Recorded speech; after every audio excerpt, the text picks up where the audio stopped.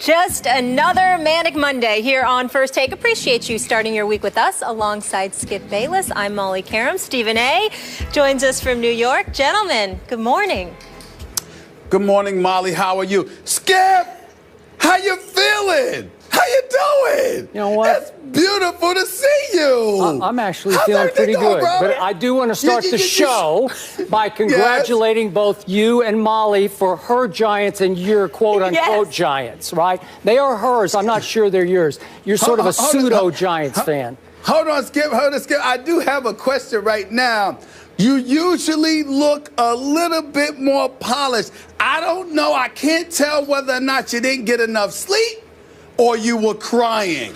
You can feel the need to explain, but I'm just saying. I just noticed something a little bit different this morning. I actually just looked in the mirror and I felt like Will Ferrell and Anchorman. Yeah. Oh, you look good. You look that's what I was thinking too. All right. Okay. But let's go. All in Molly. black, but it's not desperate times. We have some Cowboys to discuss. We do. But listen, Skip, I'd be more hype if Tony Romo and Des Bryant were in that game, but I was still pretty excited. I'm not going to lie. Let's work, people. That matters to me. Go ahead. All right. It was a close one in Jersey, but the Giants pull off the 7-point victory over Dallas, a team led by Matt Castle. It was Castle's first start as a Cowboy. New York leads the division by 1 game at 4-3. Mr. Smith, what's your takeaway? No, Mr. Smith. Yes. Who cares what That's all anybody cares about. The world is waiting to hear what Stephen A. Smith has to say about this game. Well, listen. All right, if you insist. I do. I was just gonna sit back Hey, it's your moment, and you better seize it while you have it. Shine on. Let me say this to you. My condolences to the Cowboy Nation. I mean, it's been about a month, right? 4 straight. It's been about a month since you won a game. You know, listen. The Cowboys were incredibly competitive, Skip Bayless. I do understand. You know, Matt Castle threw the 3 interceptions in the second half. The pick 6 by Dominique Rodgers-Cromartie, I actually did not blame on Matt Castle. I don't believe that was his fault. Terrence Williams should have ran a better route. He did not do so. He allowed DRC to step right in front of him. Pick 6, we understand it. The other 2 interceptions, right along the line of what we anticipated. But even then, Skip Bayless, even then, you still were in position to win. You came back. He threw a 26-yard touchdown pass. You tied the score at 2020. And then what happens? The accident waiting to happen that is the Cowboys. Suddenly, with their special teams, they sit up there and they give off a 99-yard kickoff return to Dwayne Harris, who, by the way, used to play for the Cowboys. So he did. You had a former Cowboy that turned around and tortured the Cowboys. It's just, listen, here's the deal. Once again, the Cowboys, I just keep trying to tell you, when I say accident waiting to happen, these are the kind of things that I'm talking about. They lead you to believe they're there, that they're in position to win, that they're going to do something special. And then what happens? Right at the moment you least expect it, whatever needs to happen, happens. In this particular case, it was a kickoff return. So you had a pick 6, and then you had the kickoff return for the touchdown. So that's 14 points that the Giants scored, which means that the Dallas Cowboys defense did their part. Holding the Giants offense to 13 points rather, still wasn't enough to get it done. You rushed for over 230 yards, still wasn't enough to get it done. I don't even know why the Dallas Cowboys threw the football, Skip. You could have ran on the Giants all night long, which you virtually did. But in key elements of the game, when you had an opportunity to continue to run and you elected to pass, somehow, some way, an accident occurred, and the Dallas Cowboys yet again on the outside looking in at somebody else's victory. They have lost 4 straight.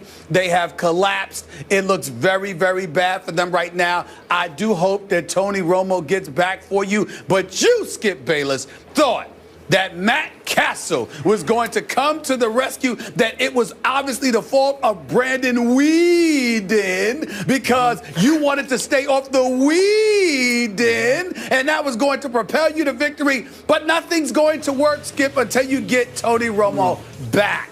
I am so sorry that this has had to happen, but I tried to warn you. Are you finished? Yes, sir. Oh, thank you very much. I've been waiting to hear from you. I know the over-under on accidents waiting to happen in Vegas was 14 for today's show, so I'm going to help those who bet the over. Accident waiting to happen, accident waiting to happen, accident waiting to happen, accident waiting to happen. I want to add 4 more times to accident because it will come up at least, 8 more times in the show. So bet the over. If you bet it, you're golden now. Okay, now back to reality. Please. Reality? Yes. As a Cowboy fan,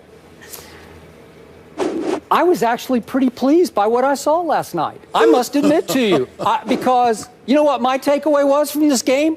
From the bottom of my heart. Okay. I'm not exaggerating. My takeaway was your Giants aren't very good. And it made me very happy because this thing hasn't even gotten started yet. My Cowboys, as disastrous as those couple of plays were last night, are still 1 game back in the loss column in the NFC East from your New York Football Giants. And it ain't even November yet. We got a long ways to go. You, Mr. Smith, wrote off my Cowboys, remember, on Thanksgiving, the day after Thanksgiving last year. So I could go all the way to Thanksgiving and still have a chance with my Dallas Cowboys, as resilient as they have proven to be over the last couple of years. And I got to tell you, I actually thought Matt Castle was pretty good in the second half last night, and I agree with you. The interception wasn't all his fault. Maybe a touch. I'll give him 25% of the blame, but if Terrence Williams doesn't want to come back and fight for the ball or they're not on the same page, I'm not going to condemn Matt Castle for that. So let's, to Molly's point, let's step back here. Let's think about this. You had Eli and Odell Beckham Jr. Yep. I did not have Tony Romo or Des Bryant, or for that matter, I lost Joseph Randle in the first series of the game, my starting running back. And my Cowboys handed you, gift-wrapped 14 points. And it was a game to the bitter end. You would think it would be a blowout. But why wasn't it a blowout? Because my Cowboys dominated your defense running the football. And I mean flat out dominated. 233 rush yards? Are you kidding me? 460 total yards? Dominate the clock 38 minutes to 22 minutes? Are you kidding me? Those are huge, great, positive signs for my Dallas Cowboys. In fact, if we want to be objective here and look at the truth of the matter of what happened last night, my Cowboys very easily could have been up 21-7 in the first half and put this game flat out away, because you would have put Eli in one of those desperate, I got to do more than I think I need to do kind of Eli moments, and we might have seen bad Eli emerge. But what happened? Dallas, opening possession, running the ball right down your Giants' throats. They run the ball for 15, 13, 11, 6, 9, and 7. I'm going in order. Those are the gains. And you get it 2nd and 3 at the Giants' 12. And Scott Linehan, I thought about calling for his firing at this point. He put the ball in Matt Castle's hands twice in a row. On 2nd down and 3rd down, you let the backup quarterback try to win the game or at least get it in the end zone? Are you kidding me? And, of course, misfire, field goal. That cost you 4 points. There's no way the Giants are going to keep you out of the end zone. You are thumping them. You are gouging them with your run game. So I didn't get that. 3rd possession of the game. Boom, boom, boom, boom, boom, go down the field. It's 2nd and 10 at the New York 31. And Matt Castle actually made a really nice, sweet little scramble right sidearm throw to Darren McFadden, hit him right in the hands, and he escapes for 31 yards up the boundary for a touchdown. And I'm thinking, wow, that was a play, man. That was a wow play.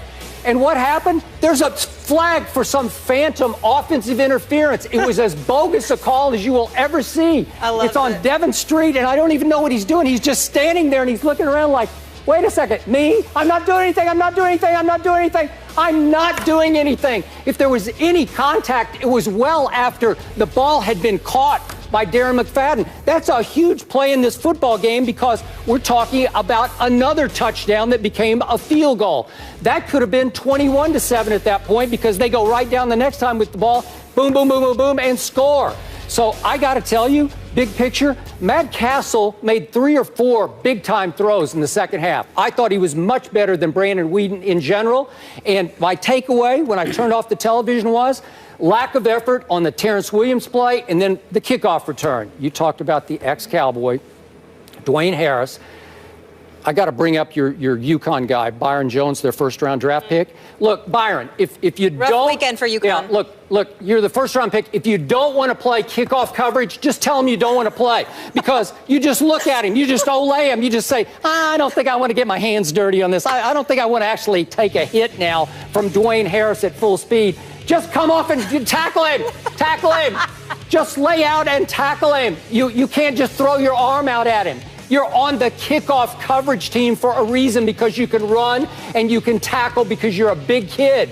So if you don't want to play, that's fine. Let's get somebody else out there. Those are the only 2 plays that obviously cost my Cowboys a game. They were actually in position to win. So I'm pretty good with what I saw last night, because do I fear the New York Football Giants and Eli's, what do you have, like 14 completions? No, I don't fear it at all, because you're not that good. I don't know what you have to laugh about or gloat about. I'll be more than happy to elaborate if you would like. Skip Bayless, this is not about the Giants. This is about your Cowboys. Not for me. Everything. Oh, yes, it is. What else can it be about? It's about your Cowboys. You just finished talking about how your Cowboys could have won the game, right? Yeah. It's about your Cowboys. Forget the Giants for a second, Skip Bayless. Let's piggyback off all the points that you just made. They were adequate. They were absolutely on the money. I give you credit for those things, but all you're doing is continuing to buffer my points. The Dallas Cowboys have lost 4 straight games. Let's count the ways. You had a 21-7 and then a 28-17 lead against Atlanta. You blew that one. Brandon Weeden. You go up against... No. Stay with me here for a second, because I'm just trying to elocute the different ways. All right. So you had the lead. You blew that one. Then you go up against New Orleans. You go to overtime, but a rookie third stringers on the defensive side of the ball, there was some miscommunication. Yep. You lose that way.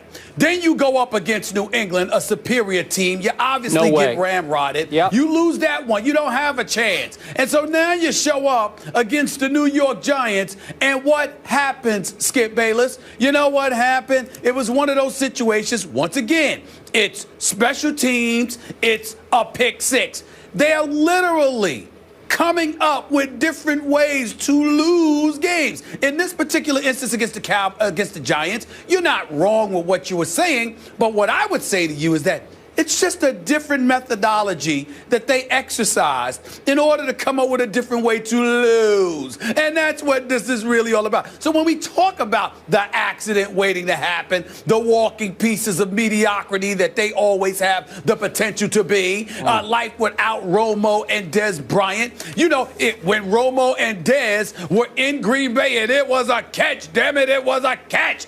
But you know what? The referees didn't say so. Okay, the officials blew the call. There just seems to be different ways in which the Dallas Cowboys end up falling, which is my point. That's all. That's all. I totally agree with you. Giants defense is suspect. I'm not pleased with their offensive line. Obviously, you know, Odell Beckham Jr. was out there, wasn't 100% with the hamstring, but he was still out there, but it was relatively non-existent with just 4 catches for about 35 yards. The only time he was visible is when he took off the helmet to yell at the referee because he thought that he should have got a pass interference call. Ruben Randall is better than serviceable, but he's not quote-unquote elite, and we're still waiting for Victor Cruz, and the defense obviously has a bevy of injuries. The Giants got a whole bunch of problems. But clearly, it's nothing compared to the problems your Cowboys seem to have. That much is obvious. And that's all I got to say. Okay, I appreciate you saying that, and I will be the first to admit, if my Cowboys go on the road and turn it over 4 times to your 0 times, we're probably going to lose that game, except that the 4th turnover took away a late opportunity to actually win the game by Cole Beasley. But think about that. You should be ashamed. The Giants should be ashamed. How did my Cowboys stay in that game? How were they tied at 20-all fairly late, midway 4th quarter? You should be ashamed. Hey, Skip, I forgot about that one. I just saw that. I forgot about Beasley, muffing and muffing. I forgot about that. Oh, my Lord. That's when the evening really became special to me. Because this guy, Cole Beasley, is usually catching passes. He's catching passes in traffic. I can't believe I forgot that. Yeah. I totally forgot about that. That was the clincher right there. All I'm trying to say to you again, Skip Bayless, what normally wouldn't happen appears to happen against the Cowboys or to the Cowboys against somebody else. I mean, Atlanta, New Orleans, New England, the Giants. It doesn't matter. They just seem to come up with different ways to make me very happy and you relatively miserable. No matter how much you try to gloss over it, Skip Bayless. It's a very hard morning for you. I'm here for you. It's really not. I'm your boy. I'm really pretty happy. I think I still got a real shot here. It was an encouraging morning. And actually, how many times last year did I quote the old cliche to you? He who laughs last, laughs best. Yeah, you said that about as many times as I've said accident waiting to happen. Yeah, I did. That I said it, and I actually got the last laugh last year. But wait a minute. We've all conceded that the Dallas Cowboys, I conceded that at best they'd be 3-6 after 9 games, but that Tony Romo would come back with them still having a chance to win because nobody was going to run away with the division. So we've all conceded that they're not going to run away with the division, and nobody's going to run away with the division, and as a result, Tony Romo and Des Bryant will be in position to come back and claim the division. That's not the issue. The issue is, in the time that Romo is gone, how many games were the Cowboys going to lose? And they have now lost 4 straight in 4 different ways. You better hope it gets to 6. You better hope, or you're going to be in trouble. Really? Yeah, you better hope. Really? I will say this. Sure. I have only one concern this day, and that is I thought that the Romo return game, which is at Miami November 22nd, would be a cakewalk game, like an easy versus Joe Philbin game. Campbell's doing a good job. Dan Campbell just changed life in Miami. So that could not be the easy game that I thought it would be for my Cowboys. That is fair. I agree with you there. Thursday will be a big test for them when they have the short week. I will agree, though. I think Castle is an upgrade, Skip. I do, even with the picks, for what it's worth. And shout out to Dwayne Harris and Orleans Darkwa. We had a little offense there. Moving on, though, we're going to talk a little bit more about Harris. Listen, a win's a win. It was ugly, though. Greg Hardy gets heated that the kick